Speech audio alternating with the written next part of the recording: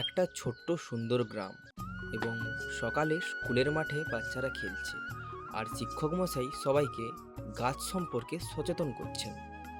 তামিম এরপর রেহানকে বলল যে তাহলে আমিও একটা গাছ লাগাবো। রেহান তখন বলল যে তুই পারবি তো তানিম? দেখিস, আমি এমন একটা গাছ লাগাবো যেটি আকাশ ছুঁয়ে যাবে।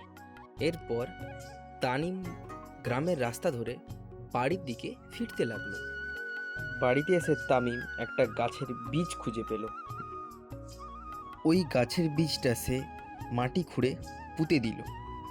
রেহান এরপর তানিমের কাছে এলো এবং তানিম রেহানকে বলল যে এই বীজটাই হবে আমার গাছ বন্ধু। রেহান এরপর বলল যে আমি তোকে প্রতিদিন এই গাছের জল দিতে সাহায্য করব। এরপর থেকে অনেক দিন অনেক রাত কেটে যায়, কিন্তু সে গাছটির কোনো বৃদ্ধি দেখতে পায় না।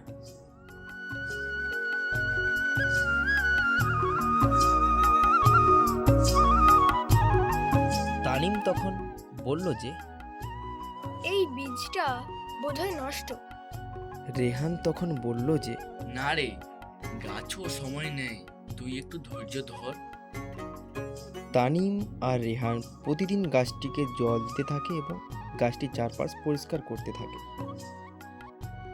একদিন সকালে তানিম ঘুম থেকে উঠল এবং ঘুম থেকে উঠে দেখল যে গাছটি আস্তে আস্তে বৃদ্ধি পাচ্ছে।